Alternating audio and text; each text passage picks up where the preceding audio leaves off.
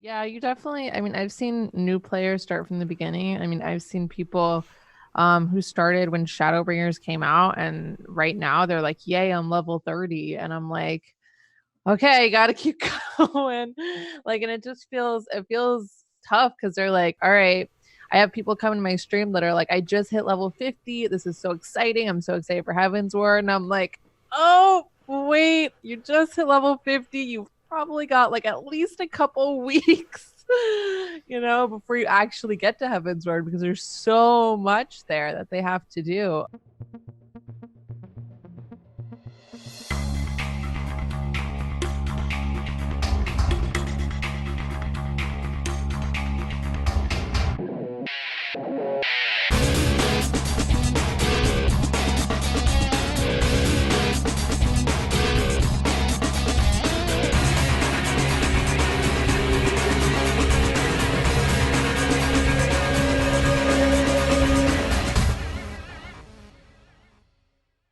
Welcome everybody to Casually Hardcore.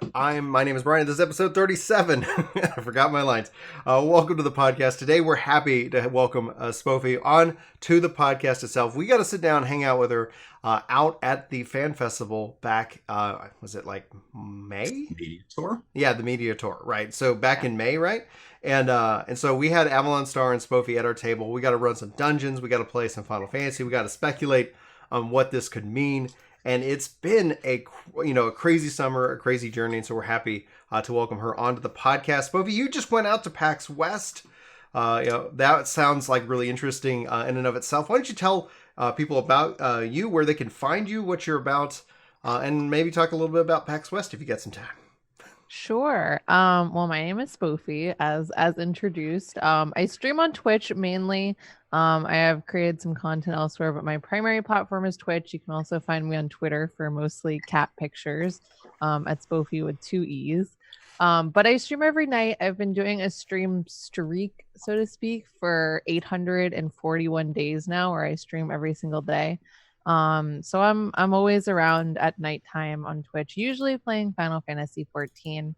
Um, I did just go to PAX. I'm going to TwitchCon in about a month as well. PAX was really cool. It was the first PAX I've ever been to. Mm-hmm. But I would say it's much busier than any other convention I've been to. I guess because it's so popular compared to a lot of other conventions that there were all sorts of people there, and it was absolutely overwhelming as heck. What did you see while you were out there? Like, what drew you out to PAX West in the first place, especially if it was your first time to go? Yeah, I didn't actually have a particular thing being shown at PAX that drew me out there. The main thing that drew me out there was that I had a friend in the area, so I was able to stay there for free, and it was kind of like a cheap option for me. Mm-hmm. Um, but I'm glad I went because there are actually like four streamers and stuff. There is a lot of streamers go and a lot of content creators go, and there's a lot of opportunities to see a lot of different companies and games. I did get to try FF7, which was definitely a highlight. Um, Okay, hold on. We're diverting. So yeah. I have heard nothing but high praise from the people who actually played FF7 Remake. I was Yeah. telling Chris before the show, before you jumped on, I'm actually really enjoying the Final Fantasy VIII Remastered. But if you go look at the reviews, people are slamming it. So it's always interesting how my perception matches with others. What's your read off of Final Fantasy VII Remake? Because honestly, I was worried about the battle system, but then Yeah. people calmed me. They said no, don't. But now I'm worried about the episodic thing. I'm trying not to be a worry word about it. Talk to me about Seven. So we were able to play like I guess one bit with like a boss and like some fighting and stuff. I thought the combat felt awesome, and I'm like not someone who when I get into a game, like a type of game that I may not be super familiar with, usually it takes me like a decent amount of time to feel like it's natural. But like when I hopped on to play FF7, like it took like 5 minutes, and I was like, wow, this feels really good. And the switching between like the action combat into like where the time like slow mos and you get to choose skills and abilities, it just felt really cool. I had a lot of fun with it. Oh my gosh! That comes out this spring, so it feels like Yeah, it's not that far away. But do they I'm talk to so you at excited. all about like anything regarding like episodic in that nature? Because that's the thing that I'm like, what does that mean? They Like, didn't. okay, No. darn it. Like I wish that they would clarify that. Much like I want somebody to clarify New Game Plus. We have a Yeah. theory about what it is. Hopefully, we'll have more clarification on the 15th. Anyway, so on that note, like we be sure to check out the links in the description of this video when it's posted over on YouTube, so you can find Spofie everywhere she is at. From her content from Twitter and Twitch as well. Now, if you guys missed our last podcast, you can find it on Spotify, iTunes, Google Play, SoundCloud, or the links will be in the description of this video below. Our last guest was Avalon Star. Again, we're kind of having like a little media tour reunion, which is fantastic and a lot of fun. So we got to talk to him about Destiny 2 and Final Fantasy XIV. And that kind of brings us to what one of the big topics of this podcast is going to be about is both streaming content creation, when to take right breaks, what kind of games balance out, what do we like to play, and how do we kind of manage that as content creators as well. And maybe, who knows, more Final Fantasy VII if I can get any more details out of Spofie. Yeah. I do want to say thanks to our partnership with Exit Lag and Shadow PC for helping support the channel, guys. We have links in the description below if you want to check out either Exit Lag, if you want to try them out for 3 free days and 20% off. You can use the code DOWORK. And if you're interested in checking out cloud gaming, that's actually, I've been doing all my PC gaming in the cloud using Shadow PC, but I would only recommend it if you're near a data center. So check out the links, check out if that's a service you want to try out, and also use the code DOWORK. With the business concluded, let's have some fun. What have you been doing between now and 5.1? You know, I've watched a couple of your streams. I know you're playing more than just Final Fantasy 14. So yeah, what's your plan? So I still have been playing a lot of 14 because for me, I always want my channel to be at least like 80% Final Fantasy 14 as like a arbitrary percentage I would throw out there. Which gets interesting because in these like kind of lull times, you kind of have to make your own content, I find. So coming up with that stuff has been interesting. The past week has been a little crazy because I've been traveling, so even though I stream every day, have to kind of improvise. Like we did some IRL streams at PAX. Twitch actually let me use one of their IRL backpacks. I don't know if y'all have seen or heard of those. I haven't. Now I must know what it is because we inadvertently guessed on one of your live streams out of the media tour. I didn't realize it till we were on it. Yeah, with my selfie stick stream. Yeah, Justin TV started with a backpack. Yeah. Yeah, the original like Justin TV guy. They had a backpack with like a cell phone and a laptop. They said it weighed like 50 pounds. Holy. Live stream, and he was getting swatted, and this was back when they thought that they could run a website just off of following one guy, like just off of Justin. Well, obviously by the name. Things have changed. So what's this backpack? Like, is it obviously not 50 pounds, I would assume? Like it was not 50 pounds, no. But it's this really cool, they have a bunch of them now, and they lend them out to streamers. You can buy your own from a website, but it costs like, I think somewhere between $1,500 and $2,000. Like it's like a heavy duty, it's like a big backpack with like a GoPro mounted on it and like all these like modems inside and like, I don't know, basically what you would need to run an 8,000 bitrate stream on the go with like a GoPro and like high quality stuff. And it was cool getting to try that out and like actually do a high quality IRL stream, so to speak. That's nuts. That's nuts. Yeah. Is that like archived? Because I did not catch that. So is that like archived in your stream right now? I think bits of it are. It was tough because obviously it runs off of cell phone data. Like they have connections based off of cell phone data, and with PAX and so many people, you couldn't go inside the convention, and some areas were really spotty. So I think there is like a VOD from when we played DDR though. So that's a good one. So how are you liking Fire Emblem? Oh my gosh, it's so good. Well, Fire Emblem for me, it kind of didn't have anything to do with 5.1 or it didn't have anything to do with what was going on in Final Fantasy 14, because for me, Fire Emblem is my favorite like single player franchise of all time. So when Three Houses was coming out, I was like, I'm gonna play that. I'm gonna finish it. Like, I'm not gonna only stream that, but no matter what, I'm gonna finish it on stream because I love that game so much. That's good. That's actually one of the things that when as I'm looking over the summer, like I felt this like insane pressure to kind of try to get all my jobs to level cap as quickly as possible. And then I was like, man, I'm missing out on so many good games. So, like on one of the games I love is Dragon Quest. So I've been playing a little Dragon Quest Builders with my oldest daughter, and it's really kind of fun because it's anti-progress. Like anytime that I come back and she's been playing, like it's interesting to see what is waiting for me in my town, which is fun. Like it's like you got to just sit here and be like, this is what it is, and this is going to be how it's going to be. Now Chris is doven back. He's back into WoW Classic. He didn't expect it. He thought he was going to dabble in it, but talk to me about it, Chris. Like I watched your video this morning. I had a full work week this week. And I'm not feeling well. And in the last 7 days, I've still put 60 hours on the game. Like that's casual mode.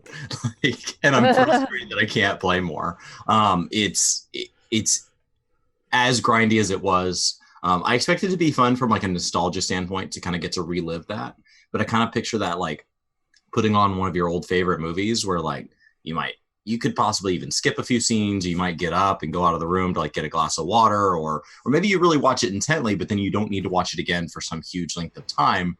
I instead feel exactly like I did back then. Like it's taken me back to being that very same kid where like I'm frustrated that I have to go do things to like pay my mortgage because I would rather play. So like the whole time, so I went to meet with this client at an appointment and they were like 20 minutes late. And the whole time I was thinking, well, now I'm going to be 20 minutes late headed home. And so now I'm going to get traffic. So it's going to cost me like 40 minutes. And now I'm going to be late to get in the queue. Like it had nothing to do with like, oh, how unprofessional of them or anything. It was like, this is really cutting down on the amount of WoW Classic I'm going to get in tonight. I cannot believe this adult person is getting in the way of my gaming. Oh my gosh, I've tried to like dabble into it because I don't have nostalgia for it, but I went and I was like, oh, I'll check it out. And when I'm actually playing the game, like there's this really fascinating, like this there's actually an enjoyment, and I can see like, wow, this is really like different when compared to the games of 2019 in that way. And so I'm really excited to see how well it's doing. It's going to be neat to see. We've always kind of said, what's going on with WoW Classic in January? Like, are people still as excited about it, or was it just a nice little trip down memory lane? For myself, I think I'm prepping for Destiny 2 Shadowkeep. I think when I look at it, I've gotten everything but my Titan to level 50, which is the current level cap. The nice thing about it is there's no real pressure to gear grind because everybody gets boosted on day one. Shadowkeep to the current highest light power level. So it's like, okay, well, I'm going to just save up as many resources and try to stock up as many things for upgrades so that later I don't have to work so hard. And so I got my Titan to 49, so I should hopefully hit 50 this weekend and just like, great, I'm ready to step back onto the moon for myself. And so I think that's where, like, when we talked with like Avalon last week, and why one of the things I think is really cool about kind of the main topics here tends to be that having a good balance of things that are diverse. So Spofie, you talked about Fire Emblem single player, still kind of has the the themes there. It's an RPG, but it's a tactical RPG feel, and it's tactical. So it's you get to have kind of that different experience. What's your experience when you stream 14 to versus when you stream Firehouse? Firehouse. Fire Emblem. I don't know, man. My brain is all. No, you're totally fine. I mean, different, obviously, in some ways. I think because of some of the reasons you listed, it's not that different. Like if I booted up my stream and was just playing Fortnite, like I truly believe very few people would show up. Because when you make such a like huge genre change, it's harder to kind of keep people engaged. But yeah, it's a JRPG. Like there's a lot of people in my community that were interested in too. There's a lot of people that, while they were interested, didn't watch because they didn't want spoilers, which is understandable too. We run into that a lot with the launch of 14. Yeah. 14 being such a heavily storied game, you kind of saw like this massive, not just dip in viewership, but also like fear of like potential spoilers, right? And I get it and respect it. When we had Scott Zone like on the podcast, he was talking about how like interestingly enough that somewhat hurts the game because it's not, the algorithms and the social medias aren't then promoting more about it because it becomes this more personalized experience. Right. Yeah. And Fire Emblem. Yeah, I skipped the story initially in 14 on my main character so I could stream it, and I was just like, not doing any story right now. I'm gonna go. I still haven't done it fully. I'm gonna go out and doing it on alt, but I skipped through it initially. We always kind of speculated that with the New Game Plus and the ability to kind of go and replay the story like on either an alternate job or whatever, will end up, I think, very much benefiting the streaming community behind it, because essentially, then you could be day one, skip the story, but then later on you can be like, let me go and actually experience that now, and you can, and people can come along that journey, because most likely they're, ideally you're not going to be spoiling it in October or November. Right.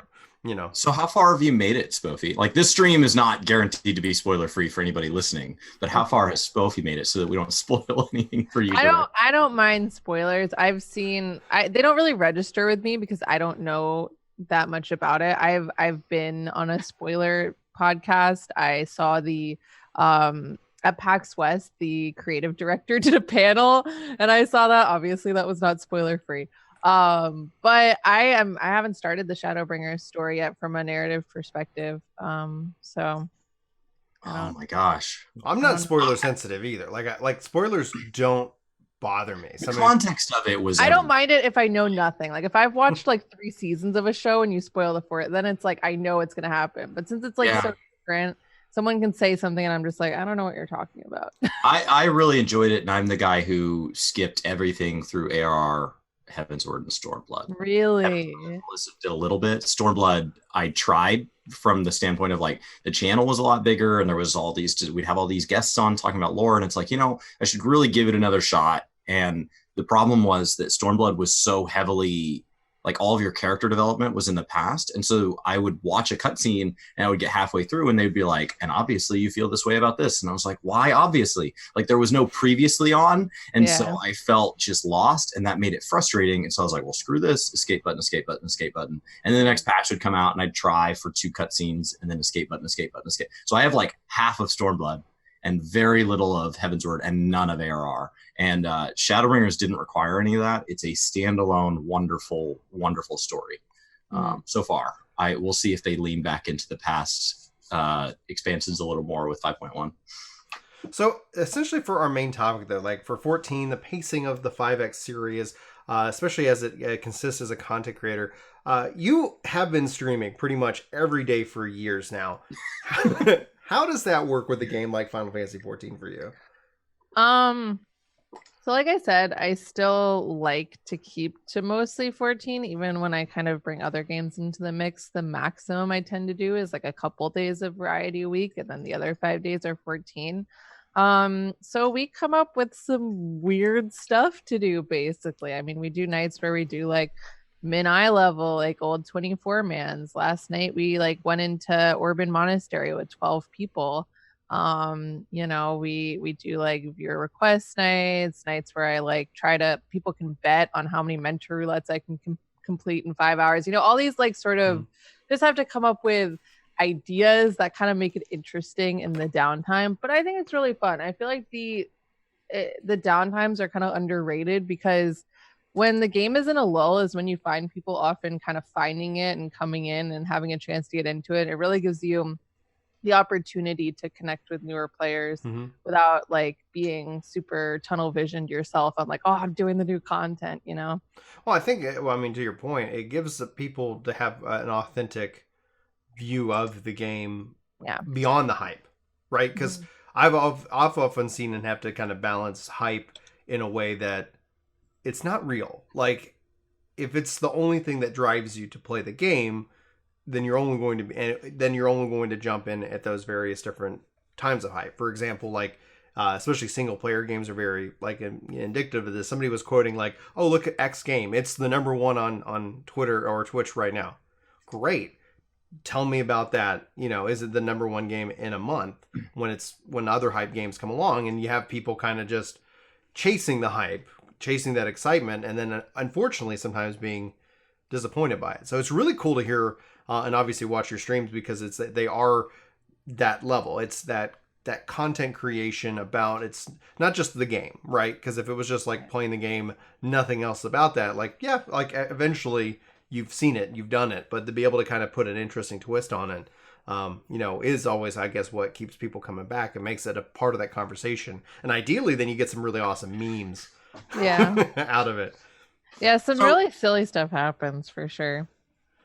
So you talk about like enjoying the new people coming over. And in the last few years, we've had a lot of people coming over from World of Warcraft. And so there's been like the term WoW refugee became a mainstay, and there's all of this. And because of the frustration with BFA, 8.2 seems to have kept the people who are around a little bit happier, but they've already lost so many people this cycle. So 9.0 is really that rebirth. But Classic seems to have brought some interest in to players having at least a WoW subscription, since it's all one thing. Do you think that has an impact on the number of players coming into Shadowbringers right now?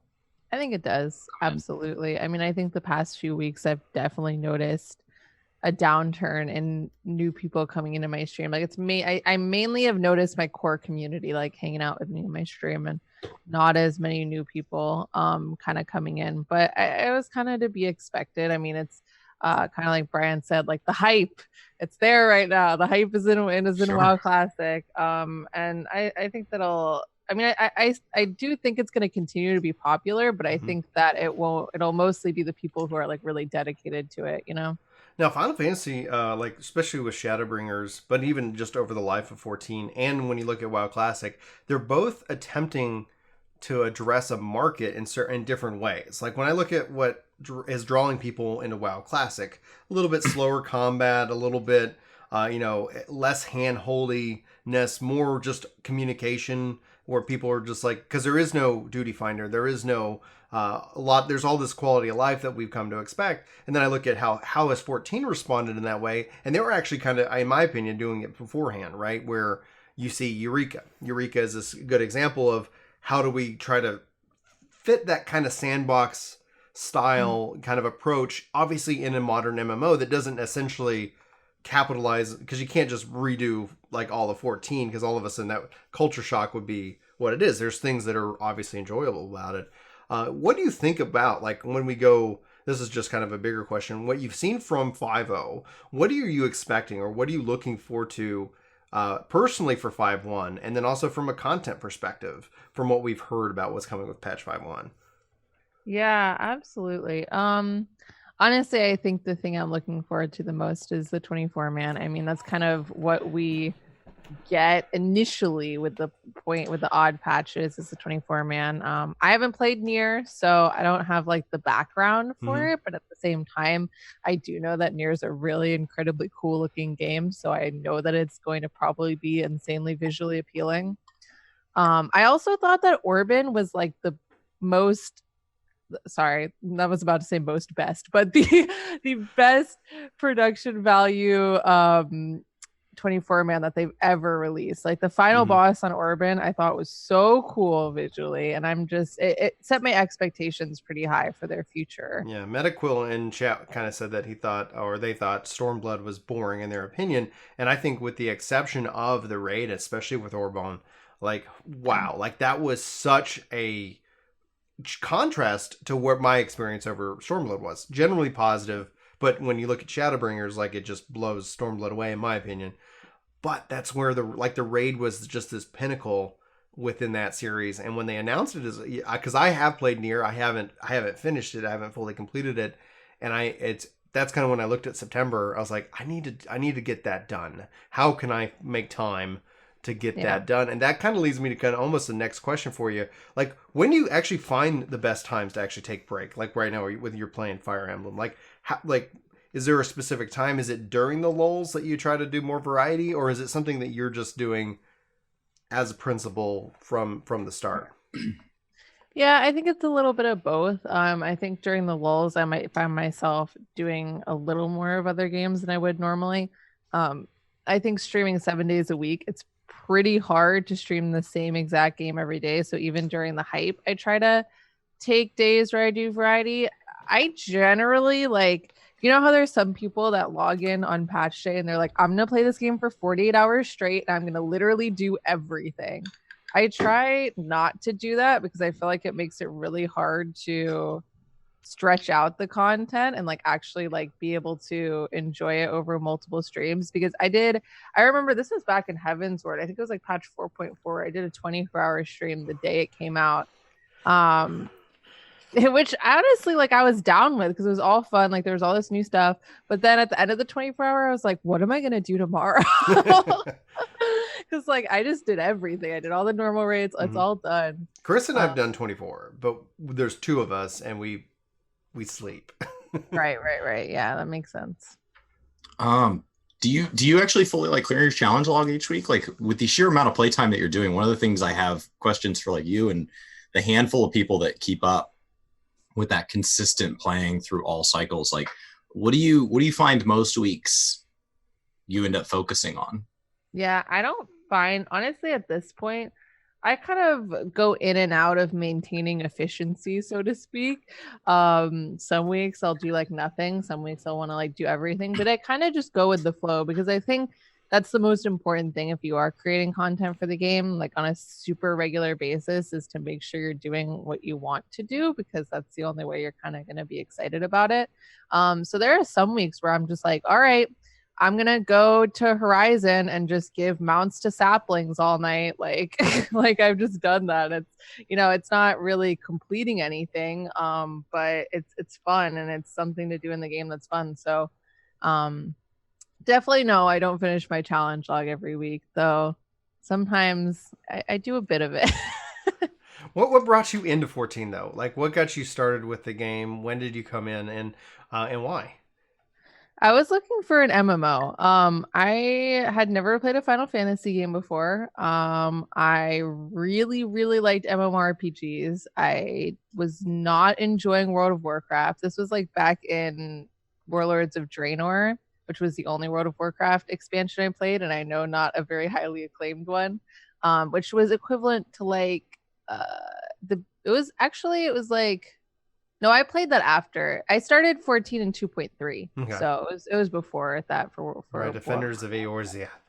Yeah. So I hadn't tried WoW yet, but I was just looking for an MMO, and you know, there's a bajillion free-to-play ones on Steam that I tried that were all like pay to win, and I couldn't find anything. And then Final Fantasy came on my radar. I had tried it in high school. Like I played the closed beta for 1.0 in high school. And I logged in for 3 hours and was like, wow, this is trash. I can't even like navigate the menus. I hate this. It broke my PC. Like, really? Well, in the way that like, typically I look at a computer having a certain amount of life, but it ran so powerful. Like it was so strong. And ultimately at the end of it, like I thought I would have had at least 4 years with the PC, and I had 2. I just remember I couldn't figure it out. I was running around Gridania and like I couldn't get in my inventory. I was like, what is this? The menuing just confused the heck out of me. But that's how I got into it, and I ended up just really sinking into it. I mean, I truly believe it is the best MMO on the market right now. I also don't think there's that much strong competition, unfortunately, and I wish there was, but I love the genre in general. What do you think about how there seems to be a question about how people want to return to the 1.0 era? What does that make you think? Because every time as a 1.0 player, honestly, like I get the sentiment, like from a narrative perspective, but beyond that, like I don't think people truly remember the technical debt that 1.0 had with it.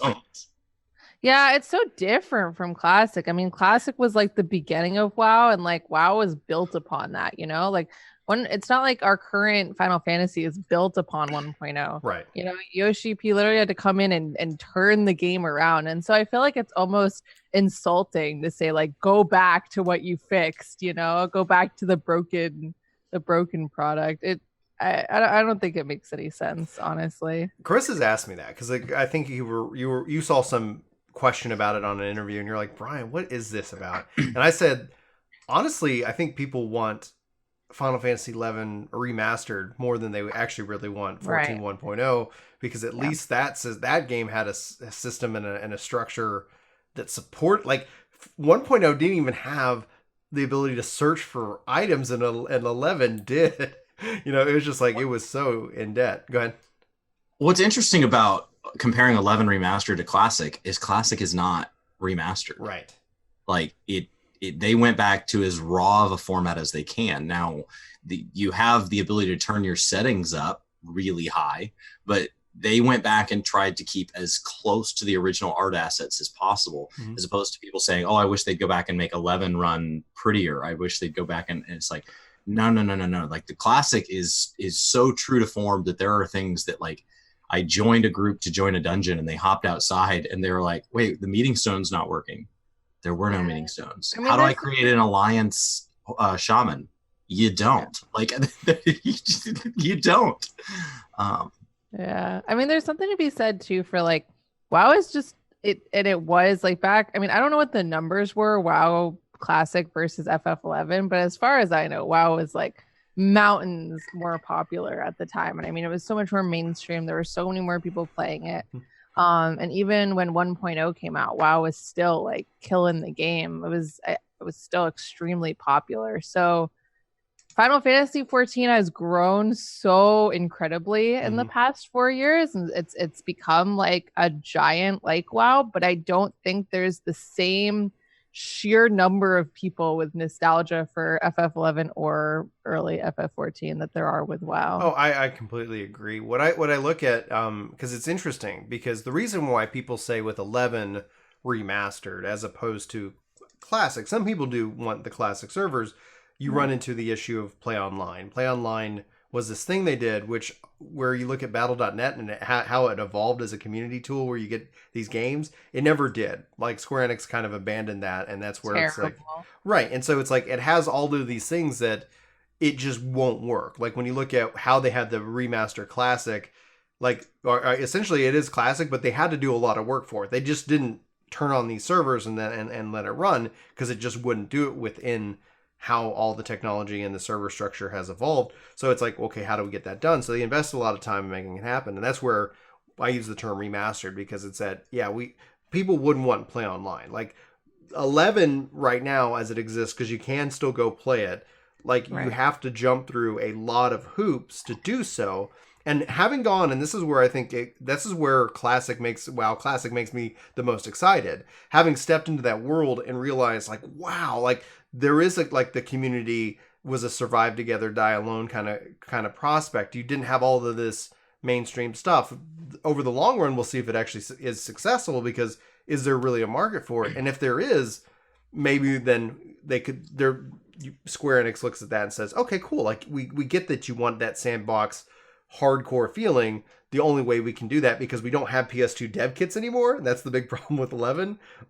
The only way we could do that is to redo that, and do it like in Unreal or something like that. Because the visuals, like with WoW Classic, I don't know if anybody's watched. Holy crap, it looks gorgeous. It looks gorgeous. Obviously, the models aren't as high res, but running all the settings up to high, I'm like, this is a beautiful world. This is really nice and connected. Well, that's just my 2 cents on it. So, go ahead. I forgot what I was going to say. So you go ahead. So when comparing to 14, like it does feel, it's weird to say that these are two games that feel comparable. And so somebody who plays this much 14, like, do you think it's splitting the market, or are we still catering to the same players? Because the fact that we say that like WoW Classic and Shadowbringers are the two big ones in the room, that is an apple and an orange. Like they are so completely different, as opposed to like BFA and 14 have a lot in common. BFA may have done a lot of it poorly, but like at their core functions, you're still talking about a lot of the same quality of life features. You're still talking about tanks, healers, DPS, roughly the same patch schedule. Oh, we have a raid, we have 5-mans like versus 4-mans. It's very comparable, but Classic is not. Classic is something very different. Like, do you think this will start to have an effect on 14's development if Classic ends up being successful long term? Maybe. I mean, they're extremely different. And I think that Classic appeals to the kind of player that might have a lot of different issues with Final Fantasy XIV's like very slow story, like how story heavy it is. People that have issues with that might find WoW Classic more appealing. But honestly, like right now we have Final Fantasy XIV, WoW and WoW Classic, like GW2 and ESO, and those are like the only MMOs you hear about. So like you kind of have to compare them, even if they're so different. They kind of have to be put in a basket together, because there's a lot of people who go out there like, I want to play an MMO, and it's like, okay, here's your like few options of ones that have really decent player bases at least, and you kind of have to figure out which one works. And it's hard for 14 because 14 has a very high price of entry compared to some of the others. So Well, right now, especially, like I don't know if you've seen some of the numbers, but people who are new and are playing through the story from ARR to now, like they're clocking in at 360, 380 I'm hours. so excited for 5.3 when they condense the story. Some people aren't though, and I can respect the feeling of, hey, this is you don't want to lose. And I think that when you go back and actually look at that part of it, like I don't, hopefully they don't remove, but hopefully they just say, oh, this is side quest. Just like it loses Yeah. that. Go ahead. That was addressed at FanFest, and Yoshi P said, hey, if we move things to being side quests, just realize that's going to move them outside of the New Game Plus. Mm-hmm. So for those of you that are asking for this, you played this content once, you're excited to get to go back and play it. If we take it and we take it out from the MSQ kind of umbrella and we put it out as a side quest where it becomes optional content to get more lore, then all of a sudden you're not going to be able to play it over and over and over. I feel like they need to make the first run through a very condensed experience and then have which they did say in 5.3 they were going to condense it, but then they could include all that extra stuff in the New Game Plus where if you want to, you can decide to go back and experience the full story. That would be a flag. That's just an if statement because it's like take it if it exists today and then you copy that as a part of if in New Game Plus, here's that experience. Otherwise, here's the condensed get you as fast as the first as possible. Yeah. Now, Draenor was your last WoW, is that what you said? Was Draenor when they added the free level boost potion with purchase of the game? Was it the first one? Yep. You use yours, I assume? I leveled a character and I used it. I did both. So I used mine for an alt. So when you used it for an alt, it sent you. I didn't play in Draenor. That was my off expansion. So you got to play through like a level 100 here play the game tutorial. So I guess what I'm picturing, and I don't think this is what they're going to do, but what I'm picturing would work well from this like condensing standpoint is if they would just give you like a skip potion, effectively like a skip potion of new playerness. And when you log in, this item is automatically applied to your account. It's not optional. And it just shoots you through and you're like basically in Waking Sands and they tell you this story. And then you're teleported off to like Ul'dah and they tell you this story. And then you're in Mordona and they tell you the story. And then here you are, you're stepping into the first, and now you play Shadowbringers, and they're like, oh, like if you have questions about like the Crystal Tower, all these other things, you can go back and play those expansions in their entirety. But basically, we just have like a 30 or 40 minute cutscene that's just chained together cutscenes from before, and we're and a couple of texts to fill in the gaps with a skip potion, and then make that 360 hours optional because it's really hard to want to put 360 hours into a game that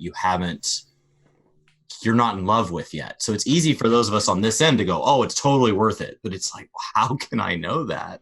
Like, that's a crazy amount of time. My mind, I think of it because, like I said in the pre-show, like, I'm working on getting in shape, and it sucks. And honestly, like at some point, when I'm able, and I'm like, great, I'm back into, I guess, my ideal weight class. Yeah, that was worth it. Now I'm happy I did it, but during it, it's something that you have to kind of overcome, and it's a challenge. And that's when, I don't know if you see this within your community when you stream, but one of the number one things, and that's why like we put together our ultimate getting started guide and saying, here are the two biggest walls that you're going to face in this game in its entirety. And it's level 31 to 49, and then it's patch 2.1 to 2.55. Like you get through those two gaps, because one guy I talked to, and like if I ever do kind of a follow-up guide or just kind of like a quick tips guide, it's literally going to be, oh, by the way, like around 20, you're going to get your mount. And it's a quest. It's a story quest. He leveled up to 20, changed his job, ended up taking forever, finally got back to that point on an alt because he had burned all his quests on the first thing. And he was just running around physically. And it's like, gosh, like I wish I had known that you unlock your mountain at this part, because then it makes it so much easier to do so. And I was like, that's good to know, because I just played through it. I just kept going on. And so there's these little kind of gotcha moments that the game kind of has at its core where you don't actually see that later, where you see like the design streamlined, the feedback received and how the game and everything's kind of come kind of full circle. So ultimately, like, do you see that in your community at all when it comes down to like people who are struggling to kind of get caught up or jump in, or is your community more just those who are like, I've been here since day one? There's a lot of people who are at the end, but yeah, you definitely, I mean, I've seen new players start from the beginning. I mean, I've seen people who started when Shadowbringers came out, and right now they're like, yay, I'm level 30. And I'm like, okay, gotta keep going. Like, and it feels tough because they're like, all right, I have people come in my stream that are like, I just hit level 50. This is so exciting. I'm so excited for Heaven's Ward. And I'm like, oh, wait, you just hit level 50. You've probably got like at least a couple weeks, before you actually get to Heaven's Ward, because there's so much there that they have to do. So it's these like milestones, but I think a big part of it, and I tell this to people, is that it's hard to not get burnt out on 14 if you don't have a social environment that you enjoy being in within it. And I think that's for a lot of people. I mean, that's not everyone. Some people like to just play the game solo and don't care. But for a lot of people, having others around that are progressing or encouraging them or playing with them is what keeps people interested, even though they've played 200 hours and the game hasn't picked up yet. So that's a big part of it for me. What do you think? So, like, what is the piece of advice you give to like a brand new player? Hey, I'm thinking about getting the free trial. And then in that same stream, somebody comes in and goes, I'm bored. Like, what can I be doing? I've cleared everything. I'm capped on tomes for the week. Like, I picture when you stream that much, like those two types of people have to stop by a pretty fair bit. Right. So the person who's at the end and bored and done, I always give them a few options. I say, A, you should take a break, because sometimes you really do just need a break. Because when you do get to the end of all the content, you don't want to be forcing yourself to play a game, because then you're not going to want to play any of the future new content. Otherwise, I talk about the social parts of the game, if you haven't completed, a lot of people haven't completed Coil. And while it's not the easiest thing to put together a party, it's totally possible. There's so many people out there that are in their heads like, I really want to do Coil, but nobody makes a party. So that if you actually like start looking, it is possible to find people. Going back and doing old content you haven't done and stuff is a lot of fun for people. That's one of the really exciting things about Party Finder, though, because it's that often I have discovered that, maybe somebody's not doing the thing that I'm looking for. And if I create that Party Finder thing, all of a sudden it's like, oh man, thank God somebody was wanting to do this, right? It's people are very shy to start their own parties, and I'm always trying to encourage it, because it's like there's probably another person who's scared to start the party too.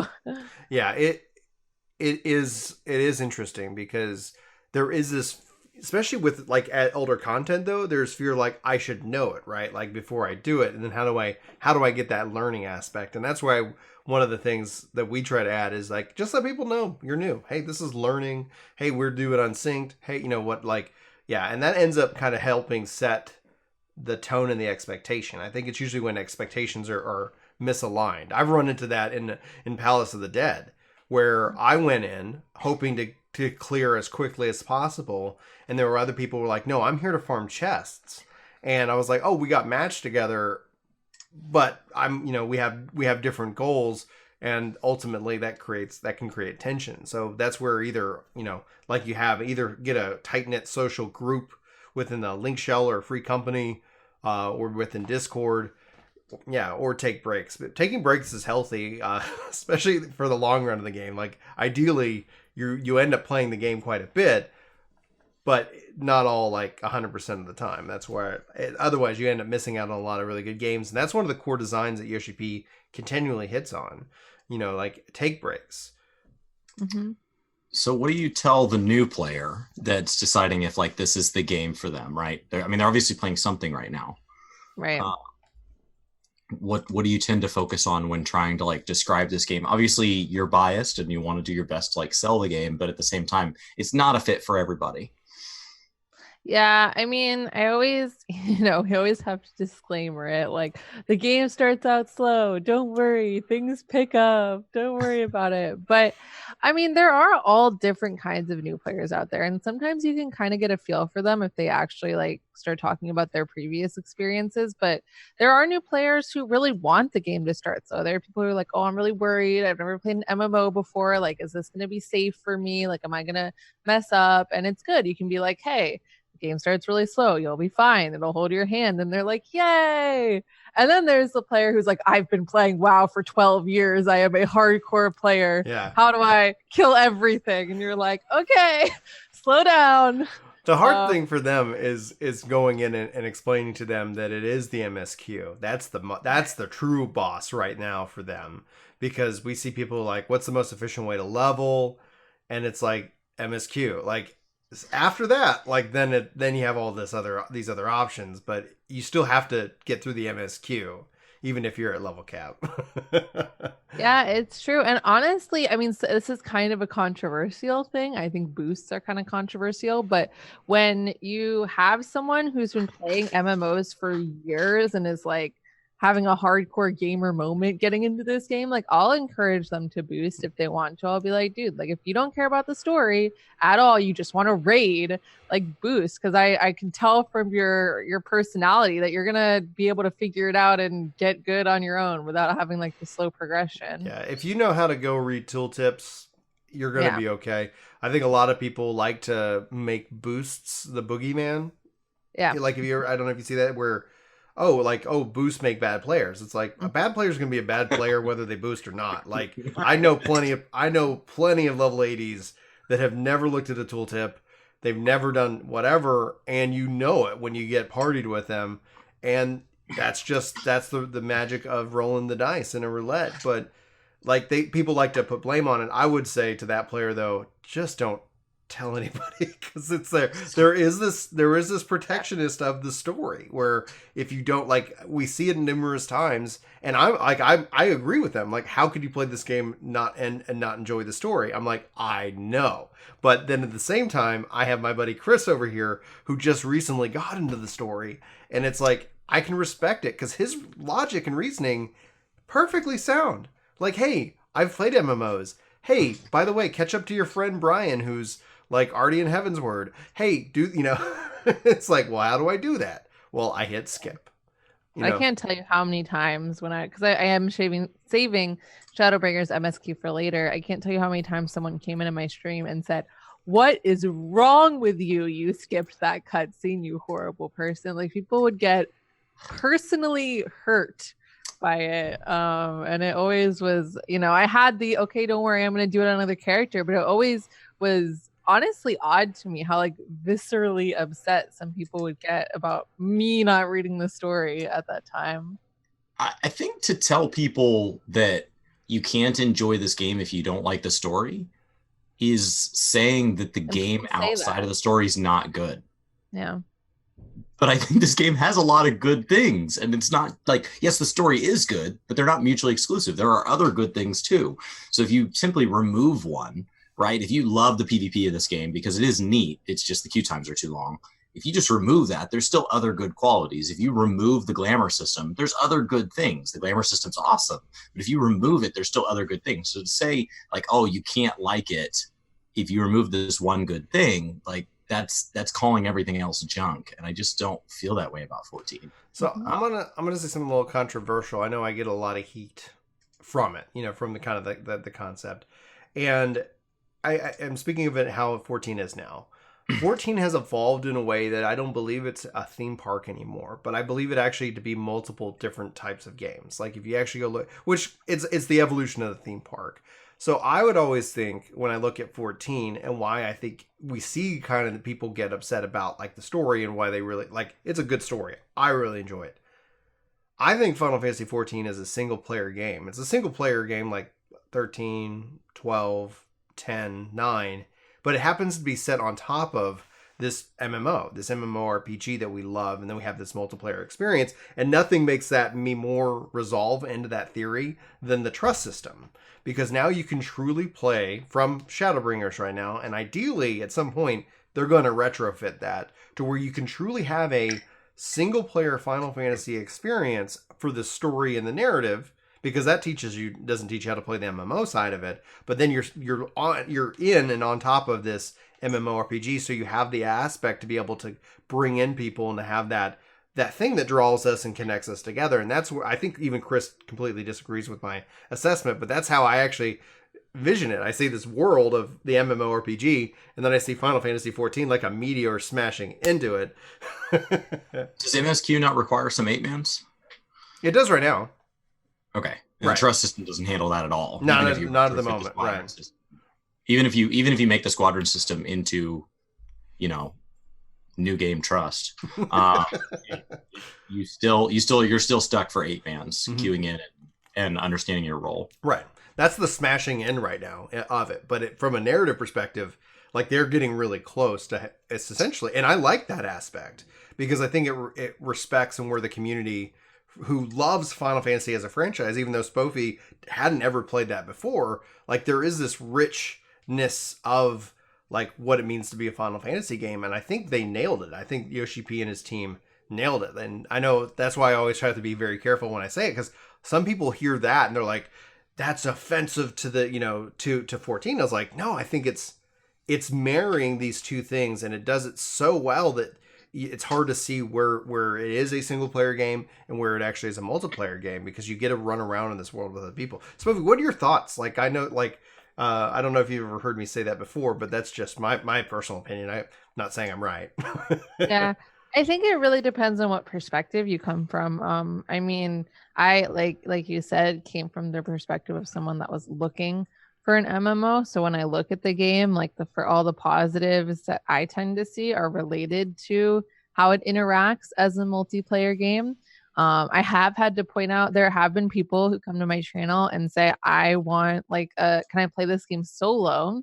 And I say, yes, you can. There are times where you'll have to duty find other people, but you don't have to come in with friends. You don't have to have a group. You can play solo and never be in like a guild or an FC or anything. But I think there are a lot of things. I mean, they've added stuff like trust and stuff, but I really hope they keep the things that make it really feel like an MMO. Like the thing that comes to mind the most is the housing system. And I get very upset when people want instanced housing. I know it's just I know that's another controversial topic because housing is, but housing is such a hot topic. It always is. I honestly, and I'd love to know your thoughts, I'd be fine if they took it away from individual householders and just returned it to free companies, because that's how originally the neighborhoods were designed. It was free company housing. It wasn't. I like individual housing, but I personally think that large houses should be limited to free companies. I don't think individuals need to own large houses. And I say that as an individual who owns a large house. That's actually legitimately fair, because it's more trustworthy, and I can get behind an idea if that person who's leading the charge is negatively going to be impacted by it. Like, no, guys, this just makes natural sense, and it should be okay, rather than I don't have a large house and I'm an individual and nobody else should either. It's, it's more like, nope, this really doesn't make any sense for large houses. Yeah, but I think that the fact that they are not instance adds to the community feel of the game so much. I mean, just getting to be in the neighborhood with my FC and have blah blah blah their house right here, and the other FC that you have some friends and have their house over there, and everybody kind of hang out. It feels so much better than what I experienced with the garrison system in WoW, which is instance housing, where you're just sitting there alone in your thing. That's what I really enjoyed about Eureka. That's what I really enjoyed about just the world within hanging out at the Crystarium. It's just there is that activity and so much more going on.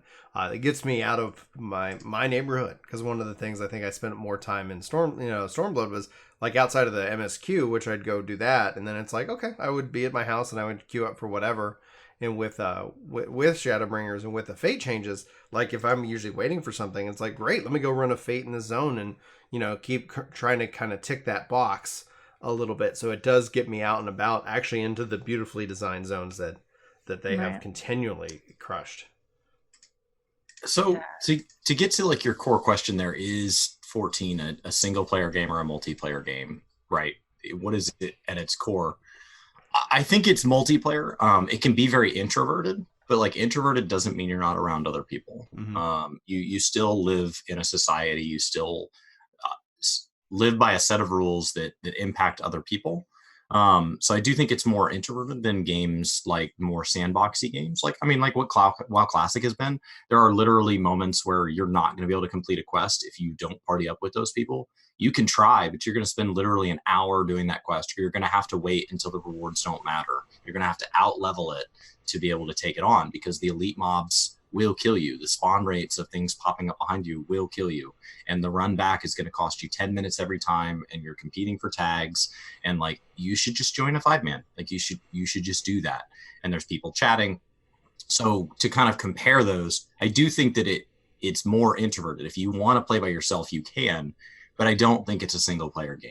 I think there's a ton of moments where you are exposed to other players in main cities and you can't turn them off. So you see their glamour, you see there's definitely people stepping in on your interpretation of the game. Things like housing, you can't have an instanced house. You have to, even if you want to play this game from an introverted standpoint, you have to at least tolerate that other people are doing the same thing alongside you. So I think it's still an MMO at its core. It just allows you to do more things by yourself, so you don't have to find a group. I don't know. That's kind of my thought. So I don't think it's a single player game. Spofie, do you have any more thoughts on that? Yeah. No, I think I agree, honestly. Like that's kind of in line with how I see it as well. It's going to be interesting overall when you can compare and contrast, because like we said at the top of the show, when I look at things like Eureka and some of the other systems that 14's doing it in different ways, where WoW Classic is the entirety of the experience, where in 14 they acknowledge that people want that stuff, and so they've worked to kind of bring that in. My biggest issue with Eureka was that it was a part of an instanced server, so you didn't have things like Party Finder and a few other things that I was like, that would make it a lot easier, because like the only reason I came down to that was I was the healer and I'm trying to recruit and people are dying because I'm trying to recruit like via yells, and I was like, this is okay, we got to change this up. I either don't need to be healing or somebody else just needs to be handling the recruiting of the party as it kind of ebbed and flowed. But it was truly like this interesting kind of thing. And what it ended up doing was like, I was like, yeah, I actually do miss that community. And when I've talked to other people who like at first were like, what is this Eureka thing? They ended up finding and falling in love with it because of that sense, because it was dangerous. But then it's good that it is its own thing, so that the rest of the game, you do have that ability to play it kind of like quietly by yourself if needed, or if you want to have that experience. And so it still falls into that theme park of you kind of pick and choose. And that's why for me, like when we were talking earlier about 5.1, the two things that I'm most excited to learn about is the rebuilding of Ishgard, because I really I'm not a big crafter or gatherer, but absolutely the fact that you can jump into that at any crafting and gathering level, and it's a whole community kind of aspect. I'm just like, what is it gonna like? I'm just like, I can't wait. I'm like, oh, is it some kind of turn-ins that I'm doing? Is it what? Like, I just cannot wait to see what all that's about, as an entire server is doing this. And then at the same time, I can't wait to learn about what the 5.1x relic thing is going to be this time around. And I have a lot of high hopes, and I'm trying to keep them down. Because go ahead. I didn't like Eureka. Oh, that's fine. I didn't either. Yeah, I'm really worried about it though, because I think it is going to be another Eureka type situation, and I don't know. I really liked the relic when I first started in Realm Reborn. Mm-hmm. Getting my relic weapon was a huge highlight for me, and I did it on content. Mm-hmm. I started 2.3. Atmos had been nerfed once, but they were still pretty ridiculously hard. Yeah, I did books on content, the dungeon Atmos, and it was like all very ridiculous amounts of grinding. But I just remember really liking it. I think for me, like the biggest thing that ended up taking away, because it was that balance, and it's the question WoW Classic is answering, is that I liked how in the old relic systems, like you would do roulettes and you would go do fates and you would go, like they had all these things that were all encompassing of what the game had to offer. So it was kind of like, by the way, go do this. And so that was for me, I found enjoyable. But with Eureka, it took people out of the open world, and so with Stormblood, the open world ended up feeling very empty. I was running around. I'm like, I remember seeing tons of people especially when the Relic came out. But then even still, like, people would still go and do it. Now they're all just kind of off on their own. And I always just hope that whatever they end up doing is kind of a blending of both systems. I've even said, like, it would be great if your roulettes, like if you're at cap, they don't have to be 100% efficient. Like, it could even be at 25% efficiency would reward you something towards your Relic. So if you don't feel like jumping on for that content, you still have a way of doing it and kind of participating in it, albeit not obviously as effective, because they want to drive people to certain things. So ultimately, but beyond that, like, that's why I'm actually excited about learning what the next step is, because we have the world visit system, and I've said, like, man, don't put it in Duty Finder, put it in World Visit. Like, just here's your own special world server that you can go live on, and it's got different rules or something. I don't know. And that's why I'm trying not to set my expectations to impossible. What would you want the Relic to look like, Spofie? So I've thought a bit about this. I would really, I mean, for me, it would be a real callback to the Realm Reborn one and the way it would sort of function. I didn't even like the anima that much because I felt like the anima was step 1, get poetic. Step 2, get more poetic. Step 3, more poetic. Like, everything was purchased with poetic. Well, so and that was back when it was Mendacity when it first came out. Anyway, yeah, and it became just grind ARF through the entire thing, and that kind of just bored me. But I really liked how specific the Realm Reborn Relic was. Like, it was like, okay, we have these books. You have to kill 3 of these monsters here, 10 of these monsters here. And it took you all around the different zones, which would be cool if we were taking back all around the Shadowbringer zones. It'd be cool if the Fate bicolored gemstones were included in some way, you know, like each piece for this step costs 500 bicolored gemstones from each of the zones. Just like going around, like collecting things in a way that like lets you experience the expansion, involves you in content that other players might need queues for, you know, like go get this thing from Kitana's or something that makes other players queues easier. All that stuff like makes the Relic really cool for me. Yeah, I think that I hopefully we see a blending of both, because we know that something in terms of what they call exploratory content is coming back. So we don't know if it's going to touch the Relic or not. So 5.1, I think, is going to be probably, we felt like from what they've kind of teased, it felt like it's a whole other expansion. Like we're getting not just the new raid, new dungeons, new trials, obviously new story, but then you get the crafting, the new game plus. Like, it was just PvP adjustments and changes. Like, it's like boom, boom, boom, boom, boom, boom. And it's like, wow, like this is definitely going to suck me back in a lot of good ways. When I talked to Yoshi P too, and I asked about Diadem, he said that it was going to be involved in the Ishgard content patch. So wow. I didn't. In my mind, I'm like, what's going to happen with Diadem? You know. So maybe they'll involve that in the Relic. I don't know. That'd be neat. That'd be neat to see that kind of refreshed and brought back. I always thought it was like, I always wish that was content you could also use to level up in, you know. Just as that like was the worst part of it, was that it didn't help you in any way. Yeah, absolutely. Well, that essentially is kind of the main topic on that. Spofie, do you have any final thoughts? Anything that you want to share? Anything that you're excited about coming up on stream? You're hitting. That's a tough question. We saved the hardest question for last. Yeah, right. Well, we're finishing up Fire Emblem 3 Houses, which I'm very excited about. We're getting towards the end. New DLC might be announced today for it, though. Just warning you. Yeah, I need to buy the season pass still. But obviously doing some Final Fantasy. I mentioned earlier that we've been doing Mentor Roulette betting runs where we try to see how many Mentor Roulettes we can do in 5 hours, which is always hilarious. And people laugh at me when I get Praetorium 5 times in a row, which is statistically very unlikely, but it still happens to me. And yeah, it's a good time. So over on twitch.tv/Spofie. All right, that's where you can find her. Chris, what are we working on? Where can people find us?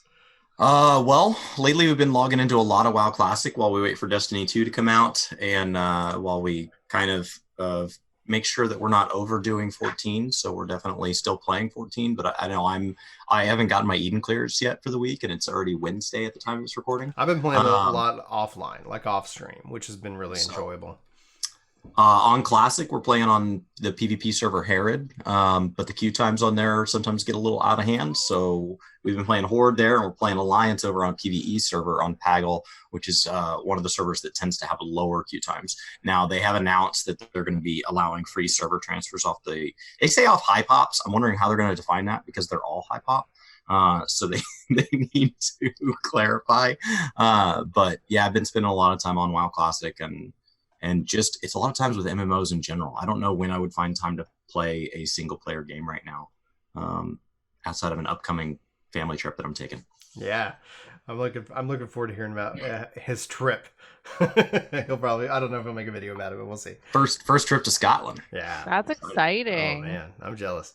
Anyway, yeah, and for me, I think I'm hopefully not going to upset too many people as Gears 5 comes out this Thursday or whatever. Going to be planning on playing that as much as I can. Can't play that around the kids, so I don't know if I'm going to stream it, namely because of just the level of violence and gore. But if I do stream it, we'll see how it goes from there. And so I'm looking forward to kind of getting that knocked out, and then maybe returning and trying to get near knocked out. I'm almost done with Machinist, and it looks like I did a poll for Red Mage, or at least like what job should I level after Machinist, and I've loved Machinist, but Red Mage essentially looks like it's right now it's clearly in first place, so that makes me happy because I love my casters. And yeah, that's going to be working on, like we said at the beginning of the show, we had Avalon Star, so be sure to check that out.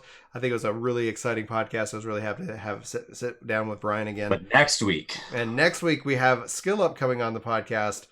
He's one of the guys who put in 360 plus hours into the story, and I don't know how long his video review of it's going to be. He tends to put out these epic game review videos, which I really end up appreciating because it goes into a lot of nuance. Because like one of the things that we see, and we'll probably talk about, is the state of video game reviews. A lot of people, they piss some people off, like, and people seem to get really upset by him. And at least with Skill Ups, even if we don't agree, like, he gives you enough time to explain how he feels and why he feels a certain way about a certain thing. So at least you can ideally start to, rather than like, here's this arbitrary score, please rage on about like what this number means.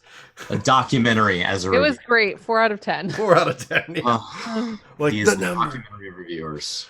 So be sure to check out that podcast next week. And again, we thank you, Spofie, for taking the time out of your day, especially after just coming off of PAX West, to sit down and talk with us about video games. We really appreciate your time. But anyway, for Work to Game, my name is Brian. My name's Chris. I'm Spofie.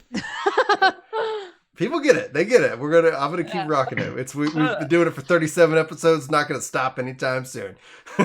Thanks so much for watching the podcast. Thanks for listening to the podcast. We hope you have a fantastic day, and we'll see you next time.